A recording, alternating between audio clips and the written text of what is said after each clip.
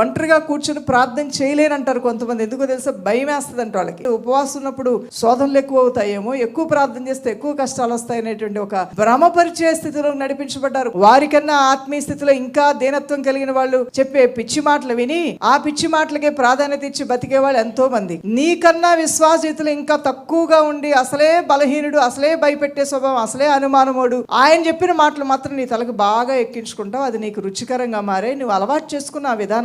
ఒక బలహీనుడు మాదిరిగా తీసుకున్నా నువ్వు వాడికన్నా ఇంకా బలహీనుడు అవుతావు రోజు కొలది కూడా. జ్ఞానితో సహవాసం చేస్తే జ్ఞాని అవుతాడు. ఆత్మపూర్ణులైన వారితో సహవాసం చేస్తే, ఎలీషా ఏలియాతో సహవాసం చేస్తే 200 అభిషేకం పొందాడంట. ఎప్పుడు కూడా ఆత్మ వివేచన కలిగి ఆత్మ జ్ఞానం కలిగినటువంటి వారినే మన స్నేహితులుగా సహవాసం ఎందుకోవాలి తప్ప పడిపోయిన వారిని చూసి నువ్వు పడిపోమని దేవుడు చెప్పట్లా. ఆ పడిపోయిన స్థితిలో ఎందుకు పడ్డారో తెలుసుకొని నువ్వు జాగ్రత్త పడు. నువ్వు పడకుండా పడేవాడిని తిరిగి లేపు అంటున్నాడు నీ దేవుడు.